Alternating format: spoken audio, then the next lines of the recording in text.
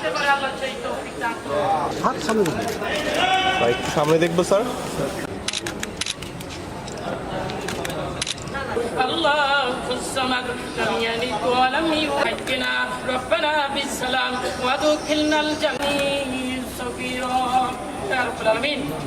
সচিব স্যার সম্মানিত ব্যক্তিদেরকে নিয়ে পবিত্র বন্ধু শেখ মুজিবুর রহমানকে আল্লাহ আপনি বেহেশতে নসিব করুন।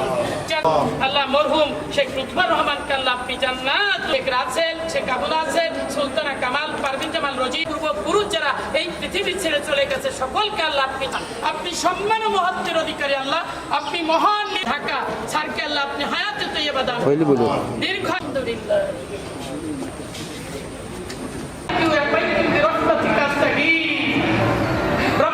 আল্লাহ আমাকে একটি নির্দিষ্ট জায়গায় এনেছেন এবং মাননীয় প্রধানমন্ত্রী সহ সদাশয় সরকারের সকলের প্রতি আমি কৃতজ্ঞতা এবং ধন্যবাদ জ্ঞাপন করছি যে আমার উপর আস্থা মাননীয় প্রধানমন্ত্রী রেখেছেন।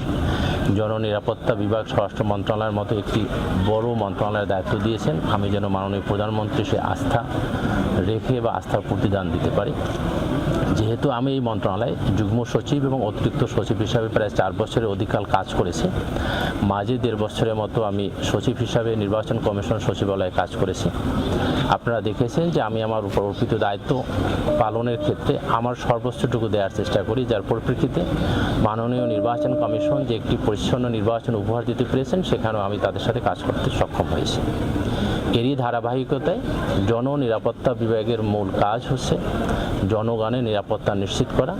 বাংলাদেশের আভ্যন্তরীণ যে সমস্ত শৃঙ্খলা বাহিনীগুলো রয়েছে তাদের সকলকে আমি সমন্বিত করে সমন্বয় করে বর্তমান যে কাজের ধারাটা এবং গতি রয়েছে সেটাকে আরও কীভাবে বৃদ্ধি করা যায় সেক্ষেত্রে আমার পক্ষ থেকে সকল প্রকার পদক্ষেপ আমি গ্রহণ করব।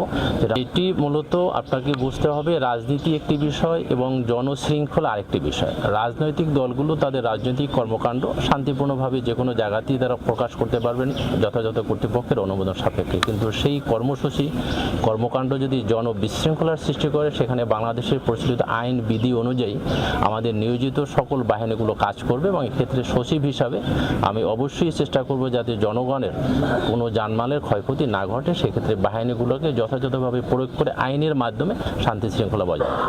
ওকে, থ্যাংক ইউ স্যার।